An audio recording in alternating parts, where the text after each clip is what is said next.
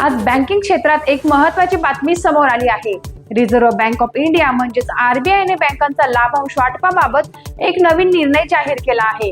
आतापर्यंत अनेक बँका चांगला नफा झाला की मोठ्या प्रमाणात लाभांश जाहीर करत असत, गुंतवणूकदारही त्याची उत्सुकतेने वाट पाहत असत। पण आता या पद्धतीत थोडा बदल होणार आहे। आरबीआयच्या नवीन नियमानुसार बहुतांश बँकांना त्यांच्या करानंतरच्या नफ्याचा जास्तीत जास्त 75% लाभांश देता येणार आहे।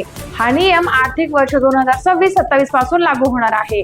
म्हणजेच उरलेला नफा बँकांना स्वतःकडे ठेवावा लागेल। या मागचा उद्देश एकच, बँकांची आर्थिक ताकद आणखी मजबूत करणे। भविष्यातील आर्थिक संकटांचा सामना करताना बँकांकडे पुरेसा भांडवली साठा असावा, अशी आरबीआयची भूमिका आहे। लघु वित्त आणि पेमेंट बँकांसाठीही हीच 75% रक्कम लागू होणार आहे। मात्र प्रादेशिक ग्रामीण बँकांना 80% लाभांश देण्याची मुभा देण्यात आली आहे। म्हणजेच गुंतवणूकदारांना लाभांश मिळणारच, पण आता बँकांची सुरक्षितता आणि स्थिरता यालाही तितकंच महत्त्व दिलं जाणार आहे। अशा घडामोडींसाठी पाहत रहा टाइम्स ऑफ महाराष्ट्र।